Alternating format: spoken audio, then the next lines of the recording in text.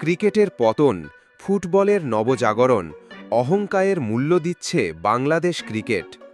বাংলাদেশের ক্রীড়াঙ্গনের ইতিহাসে একসময় ছিল যখন ক্রিকেট ছিল আবেগ, গর্ব আর জাতীয় ঐক্যের প্রতীক।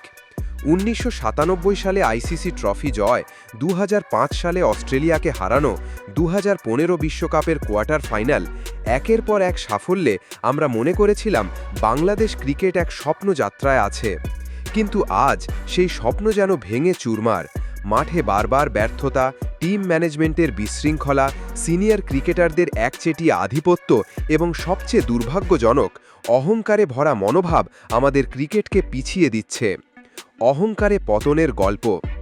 বাংলাদেশের ক্রিকেটারদের অনেকেই এখন জাতীয় দলে খেলাকে দায়িত্ব নয়, বরং নিজেদের ব্র্যান্ড মূল্য বাড়ানোর সুযোগ হিসাবে দেখেন। স্পন্সর, বিজ্ঞাপন, ব্যক্তিগত ইউটিউব চ্যানেল, বিলাসবহুল জীবনযাপন, এসব যেন মাঠের পারফরমেন্সের চেয়েও বড় হয়ে উঠেছে।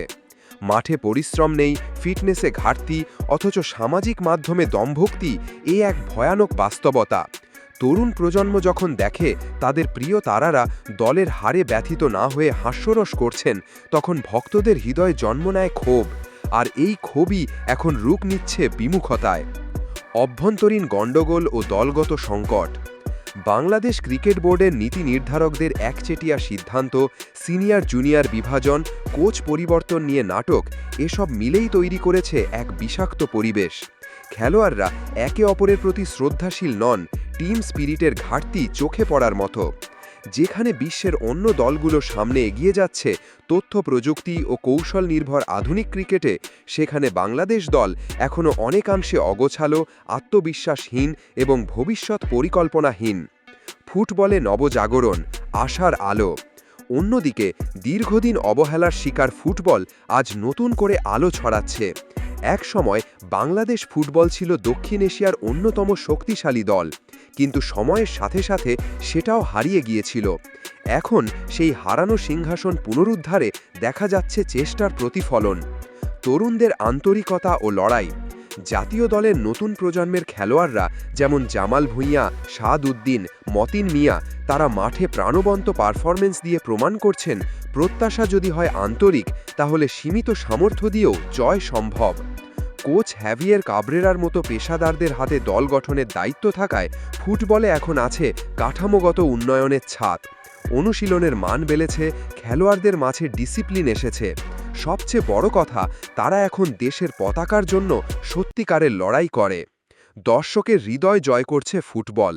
যখন ক্রিকেটারদের প্রতি মানুষের আগ্রহ কমছে, তখন ফুটবলের জন্য গলা ফাটাচ্ছেন হাজারো দর্শক।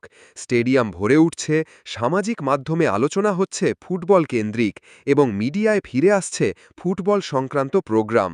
এই দৃশ্যপট আমাদের স্মরণ করিয়ে দেয়, কোনো খেলায় মানুষের ভালোবাসা স্থায়ী নয়।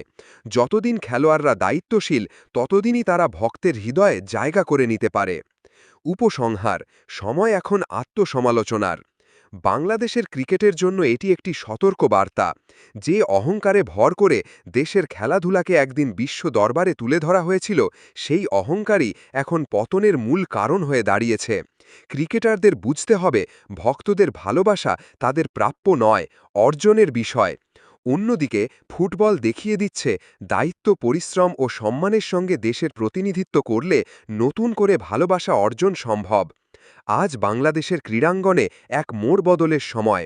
ক্রিকেটকে যদি আবার সম্মানের জায়গায় ফিরিয়ে আনতে হয়, তাহলে দরকার হবে আত্মসমালোচনা, নম্রতা ও দায়বদ্ধতা। নইলে দেশের মানুষ হয়তো ক্রিকেট নয়, ফুটবলের হাতেই তুলে দেবে নিজেদের ক্রীড়া ভবিষ্যতের দায়িত্ব। দর্শক, আপনি কি ভাবছেন? আপনার ভাবনার কথা জানাতে কমেন্ট করুন। আল্লাহ হাফেজ।